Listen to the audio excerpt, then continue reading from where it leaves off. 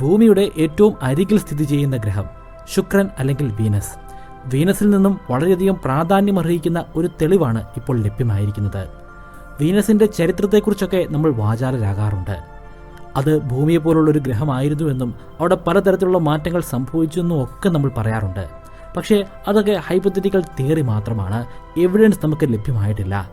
Evidence അവിടെ നിന്ന് ലഭ്യമാകാൻ വളരെയധികം പ്രയാസവുമാണ്. അതിൻ്റെ കാരണം അതിൻ്റെ കാഠിന്യമേറിയിട്ടുള്ള അന്തരീക്ഷം തന്നെയാണ്. ഭൂമിക്ക് കാഠിന്യമേറിയ ഒരു അന്തരീക്ഷം തന്നെയാണ്, പക്ഷേ ഭൂമിയേക്കാൾ ശക്തമായിട്ടുള്ള ഒരു അന്തരീക്ഷം അവിടെയുണ്ട്. അതുകൊണ്ട് തന്നെ പെട്ടെന്ന് അവിടെ സംഭവിക്കുന്ന കാര്യങ്ങളെ മനസ്സിലാക്കുക വളരെയധികം പ്രയാസം നിറഞ്ഞ ഒരു കാര്യം തന്നെയാണ്. കഴിഞ്ഞ കുറേ വർഷങ്ങൾക്കിടയിൽ അവിടെ കുറേയധികം അഗ്നിപർവ്വതങ്ങൾ ഉള്ളതായി നമ്മൾ കണ്ടെത്തിയിട്ടുണ്ട്. അവയ്ക്കെല്ലാം നമ്മൾ വ്യത്യസ്തമായിട്ടുള്ള പേരുകളും നൽകി പോന്നിട്ടുണ്ട്.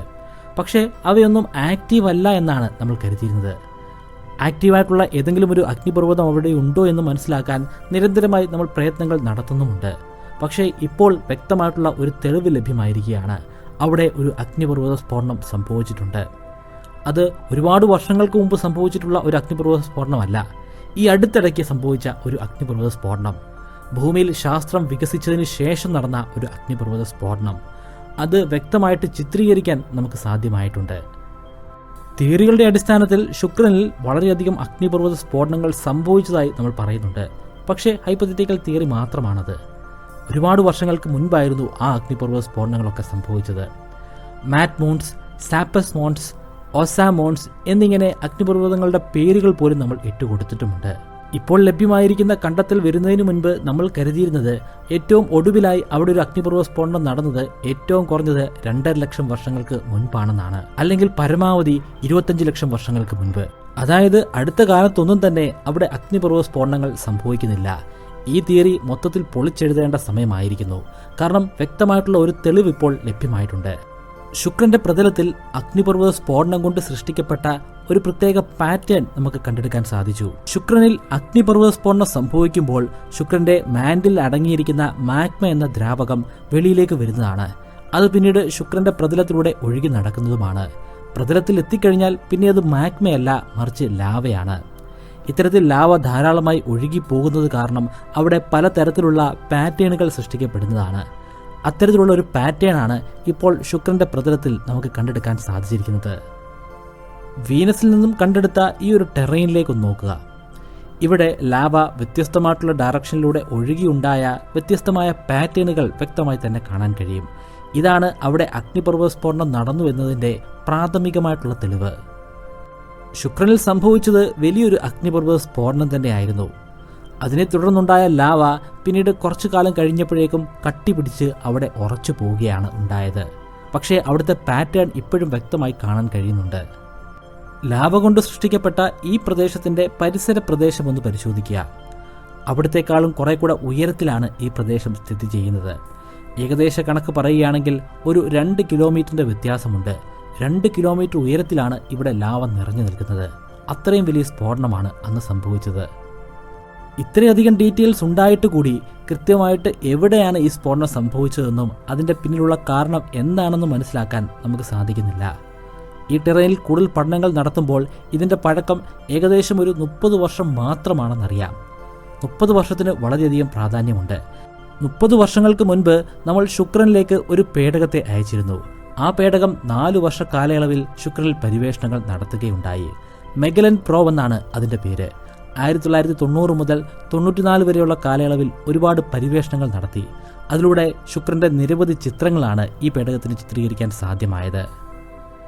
അതിൻ്റെ അർത്ഥം ഈ സ്ഫോടനം സംഭവിക്കുന്ന സമയത്ത് നമ്മൾ അവിടേക്ക് അയച്ച നമ്മുടെ ഒരു പേടകം അവിടെയെല്ലാം ചിത്രീകരിക്കുന്നുണ്ടായിരുന്നു. അങ്ങനെയാണെങ്കിൽ ആ ചിത്രങ്ങൾ നമ്മൾ പ്രതീക്ഷിക്കുന്ന ആ രൂപവും ഉണ്ടാകും, ആ അഗ്നിപർവ്വത സ്ഫോടനം ഉണ്ടാകുന്ന രൂപം. പക്ഷേ അത്ര എളുപ്പത്തിൽ നമുക്ക് ഈ ചിത്രങ്ങളെ അനലൈസ് ചെയ്യാൻ സാധിക്കുന്നതല്ല. അത്രയധികം കാലയളവിൽ നിരവധി ചിത്രങ്ങളാണ് ചിത്രീകരിച്ചിരിക്കുന്നത്. അതുകൊണ്ട് തന്നെ ഡീറ്റെയിൽഡ് ആയിട്ടുള്ള പഠനങ്ങൾ അത്യാവശ്യവുമാണ്. ഓരോ ചിത്രത്തിൽ നിന്നും വളരെ മൈന്യൂട്ടായിട്ടുള്ള കാര്യങ്ങൾ പോലും മനസ്സിലാക്കണം. ഗവേഷകർ ഇപ്പോൾ ആ ചിത്രങ്ങളിൽ തന്നെ പഠനങ്ങൾ നടത്തിക്കൊണ്ടിരിക്കുകയാണ്. നൂതനമായിട്ടുള്ള ഡിജിറ്റൽ ഇമേജ് പ്രോസസ്സിംഗ് ടെക്നിക്കുകൾ ഗവേഷകർ ഉപയോഗിക്കുന്നുമുണ്ട്. വോൾക്കാനിക് ടെറൈൻ കണ്ടെത്തിയിരിക്കുന്ന പ്രദേശത്തിന് സമീപത്തായിട്ട് 2 അഗ്നിപർവ്വതങ്ങളെ നമ്മൾ നേരത്തെ കണ്ടെത്തിയിട്ടുണ്ട്. മാറ്റ് മൂൺസ് എന്നും ഒസാ മൂൺസ് എന്നുമാണ് അവയുടെ പേര്. പക്ഷേ തിയറികളുടെ അടിസ്ഥാനത്തിൽ ഈ 2 അഗ്നിപർവ്വതങ്ങളിലും സ്ഫോടനം സംഭവിക്കാനുള്ള സാധ്യതയില്ല. വർഷങ്ങളായിട്ട്, ലക്ഷക്കണക്കിന് വർഷങ്ങളായിട്ട് അവ ഇനാക്റ്റീവായി തുടർന്നു പോവുകയാണ്. പ്രാഥമിക പഠനങ്ങൾക്കിടയിൽ മെഗലൻ ചിത്രീകരിച്ച 2 ചിത്രങ്ങൾ ഗവേഷകരുടെ ശ്രദ്ധ പതിയുന്നുണ്ട്. രണ്ടും മാറ്റ്മോൺസ് എന്ന അഗ്നിപർവ്വതത്തിന്റെ സമീപത്ത് ചിത്രീകരിച്ച ചിത്രങ്ങളാണ്. പക്ഷേ വ്യത്യസ്തമായിട്ടുള്ള ദിവസങ്ങളിലാണ് ആ ചിത്രങ്ങൾ ചിത്രീകരിച്ചിരിക്കുന്നത്. ഒരെണ്ണം 1991 ഫെബ്രുവരി മാസത്തിലാണെങ്കിൽ രണ്ടാമത്തെ ചിത്രം 1991 ഒക്ടോബർ മാസത്തിൽ ചിത്രീകരിച്ചതാണ്. ഒക്ടോബറിൽ ചിത്രീകരിച്ച ഈ ഒരു ചിത്രത്തിലേക്ക് നോക്കുക. അവിടെ നമുക്ക് ബ്രൈറ്റ് ആയിട്ടുള്ള ഒരു ചെറിയ പ്രദേശം കാണാൻ കഴിയും. അതൊരു പ്രദേശമാണോ അതൊരു പ്രതിഭാസമാണോ എന്ന് പറയാൻ സാധിക്കുന്നില്ല. പക്ഷേ ഫെബ്രുവരിയിൽ ചിത്രീകരിച്ച അതേ പ്രദേശത്തിന്റെ അതേ ഓറിയന്റേഷനിലുള്ള ചിത്രത്തിലേക്ക് നോക്കുക. അവിടെ ആ ഒരു ബ്രൈറ്റ്നസ് കാണാൻ കഴിയുന്നില്ല. ഒരുപക്ഷെ നമ്മൾ ഇപ്പോൾ കണ്ടെത്തിയിരിക്കുന്ന ടെറൈനിന് കാരണമായ അഗ്നിപർവ്വത സ്ഫോടനമായിരിക്കാം ആ സംഭവിക്കുന്നത്. അങ്ങനെയാണെങ്കിൽ 1991 ഫെബ്രുവരിക്കും 1991 ഒക്ടോബറിനും ഇടയിലുള്ള കാലയളവിലായിരിക്കും അവിടെ അഗ്നിപർവ്വത സ്ഫോടനം സംഭവിച്ചത്. ഇപ്പോൾ ഒരു ശാസ്ത്ര പ്രബന്ധമായി പബ്ലിഷ് ചെയ്തു വന്നിട്ടുണ്ട്. ആ പ്രബന്ധത്തിന്റെ തുടക്ക ഭാഗമാണ് നിങ്ങളിപ്പോൾ കണ്ടുകൊണ്ടിരിക്കുന്നത്. Surface changes observed on A Venetian volcano during the Magellan mission എന്നാണ് അതിന്റെ പേര്. ഗൂഗിൾ സെർച്ച് ചെയ്തു കഴിഞ്ഞാൽ നിങ്ങൾക്ക് നേരിട്ട് തന്നെ അത് പരിശോധിക്കാവുന്നതുമാണ്. ഭൂമിയിൽ സംഭവിക്കുന്നത് പോലുള്ള ഒരു അഗ്നിപർവ്വത സ്ഫോടനം തീർച്ചയായിട്ടും വീനസിൽ സംഭവിക്കുകയില്ല. കാരണം രണ്ടും വ്യത്യസ്തമായിട്ടുള്ള ഗ്രഹങ്ങളാണ്. രണ്ടും റോക്കി പ്ലാനറ്റുകൾ ആണെന്ന് പറയുമ്പോൾ പോലും ഭൂമിയിൽ സംഭവിക്കുന്ന പ്ലേറ്റ് ടെക്ടോണിക്സ് അവിടെ സംഭവിക്കുന്നില്ല. വീനസിന്റെ പ്രതലം വളരെയധികം കാഠിന്യമുള്ള ഒരു ഷെല്ലാണെന്ന് നമുക്ക് പറയാം. ആ ഷെല്ല് കൊണ്ട് പൂർണ്ണമായിട്ടും മൂടപ്പെട്ടിരിക്കുകയാണ് വീനസ്. എന്നാൽ ആ ഷെല്ല് പല കഷ്ണങ്ങളായി മുറിഞ്ഞു മാറിയിട്ടുമുണ്ട്. വളരെയധികം വലിപ്പമേറിയ കഷ്ണങ്ങളാണ്. ഈ ബ്ലോക്കുകളുടെ പേര് ടെസ്ര എന്നാണ്. തിയറികളുടെ അടിസ്ഥാനത്തിൽ ടെസ്രയുടെ ചലനം കാരണമാണ് അവിടെ വോൾക്കാനിക് ഇറപ്ഷൻ സംഭവിക്കുന്നത്. ഭൂമിയിൽ സംഭവിക്കുന്ന അഗ്നിപർവ്വത സ്ഫോടനങ്ങൾ ഭയാനകമാണ്. പക്ഷേ അതിനേക്കാൾ ഭയാനകമായിരിക്കും ശുക്രനിൽ സംഭവിക്കുന്ന അഗ്നിപർവ്വത സ്ഫോടനങ്ങൾ. അതിന്റെ കാരണം അവിടുത്തെ കാഠിന്യമേറിയ അന്തരീക്ഷം തന്നെയാണ്.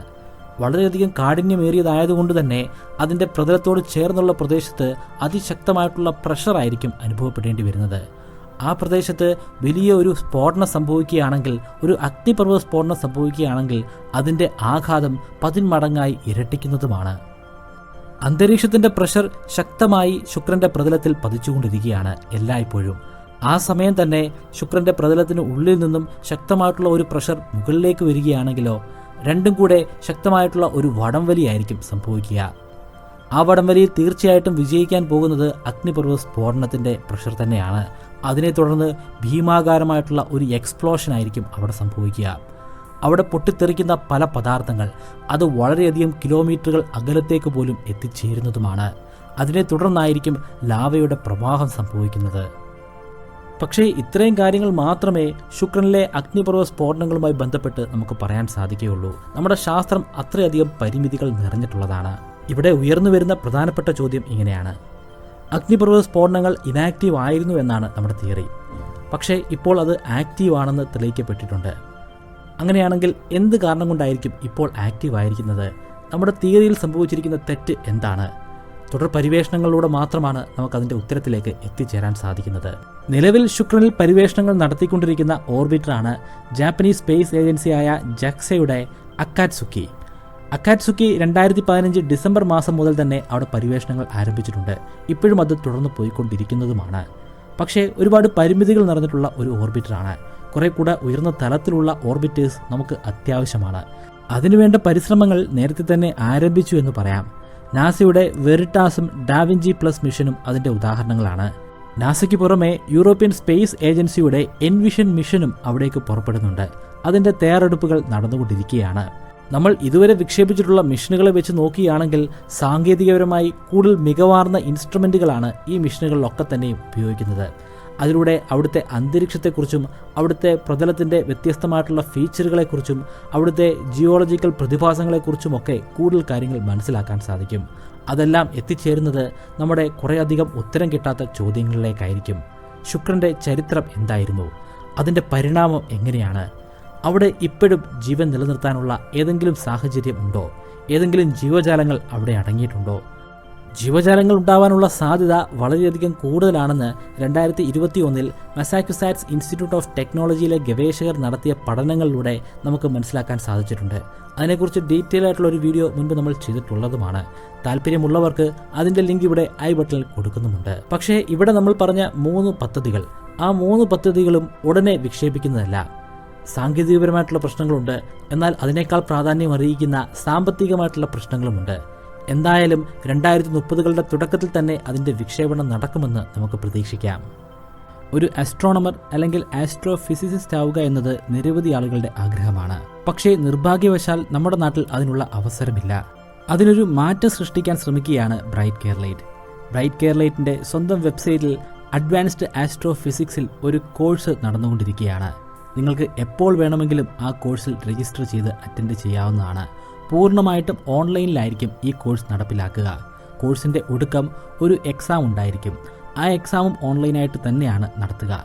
ആ എക്സാം പാസ്സാകുന്നവർക്ക് അഡ്വാൻസ്ഡ് ആസ്ട്രോഫിസിക്സിൻ്റെ സർട്ടിഫിക്കറ്റ് ലഭ്യമാകുന്നതാണ്. ഒരു തവണ ഫെയിൽ ആയാലും നിങ്ങൾക്ക് വീണ്ടും അത് അറ്റൻഡ് ചെയ്യാവുന്നതാണ്. വീണ്ടും അറ്റൻഡ് ചെയ്യുന്നതിന് വേണ്ടി പ്രത്യേകമായി ഫീസ് ഒന്നും അടയ്ക്കേണ്ട ആവശ്യവുമില്ല. പൂർണ്ണമായിട്ടും ഓൺലൈനിൽ നിങ്ങളുടെ വീട്ടിൽ ഇരുന്നു കൊണ്ട് തന്നെ നിങ്ങൾക്ക് എക്സാം അറ്റൻഡ് ചെയ്യാവുന്നതാണ്. നിങ്ങളുടെ സമയമനുസരിച്ച് നിങ്ങൾക്ക് ഇഷ്ടമുള്ള ദിവസങ്ങൾ ക്ലാസ്സുകൾ അറ്റൻഡ് ചെയ്യാവുന്നതാണ്. ഒരു ദിവസം തന്നെ ഒന്നിലധികം ദിവസത്തെ ക്ലാസ്സുകൾ ഒരുമിച്ച് അറ്റൻഡ് ചെയ്യാം. ഈ കോഴ്സ് ഏത് പ്രായത്തിലുള്ളവർക്കും ഏത് വിദ്യാഭ്യാസ യോഗ്യതയുള്ളവർക്കും ഒരുപോലെ അറ്റൻഡ് ചെയ്യാൻ സാധിക്കുന്ന രീതിയിലാണ് തയ്യാറാക്കിയിരിക്കുന്നത്. വളരെ അടിസ്ഥാനപരമായിട്ടുള്ള കാര്യങ്ങൾ പോലും ഇതിൽ വിശദമായി വിശദീകരിക്കുന്നുണ്ട്. കൂടാതെ ഈ കോഴ്സിൻ്റെ അവസാന ഘട്ടത്തിൽ എന്നോടൊപ്പം റിസർച്ച് ചെയ്യാനുള്ള ഒരു അവസരം കൂടി നിങ്ങൾക്ക് ലഭ്യമാകുന്നുണ്ട്. ഓൺലൈനിലൂടെ ആയിരിക്കും ആ റിസർച്ച് സെഷൻ നടപ്പിലാക്കുക. ഒരിക്കൽ ഈ കോഴ്സിൽ രജിസ്റ്റർ ചെയ്തു കഴിഞ്ഞാൽ ഇതിലെ ക്ലാസ്സുകളും സ്റ്റഡി മെറ്റീരിയൽസും നിങ്ങൾക്ക് ആയുഷ്കാലം ഉപയോഗിക്കാവുന്നതാണ്. അഡ്വാൻസ്ഡ് ആസ്ട്രോഫിസിക്സ് കോഴ്സിൻ്റെ ഫീസ് 3000 രൂപയാണ്. പക്ഷേ ഇപ്പോൾ നിങ്ങൾ രജിസ്റ്റർ ചെയ്യുകയാണെങ്കിൽ 50% ഡിസ്കൗണ്ട് ലഭ്യമാകുന്നതാണ്. അതായത് 3000 രൂപയുടെ കോഴ്സ് വെറും 1500 രൂപയ്ക്ക് ലഭ്യമാകുന്നു. ശ്രമിച്ചാൽ നടപ്പിലാക്കാൻ സാധിക്കാത്ത ഒരു കാര്യവുമില്ല. എനിക്കൊരു ആസ്ട്രോഫിസിസ്റ്റ് ആകാൻ സാധിക്കുമെങ്കിൽ നിങ്ങൾക്കും അത് സാധിക്കുന്നതാണ്. ഇപ്പോൾ തന്നെ ഡിസ്ക്രിപ്ഷനിലും ഫസ്റ്റ് കമൻറ്റിലും കൊടുത്തിരിക്കുന്ന ലിങ്ക് ഉപയോഗിച്ച് രജിസ്റ്റർ ചെയ്യുക.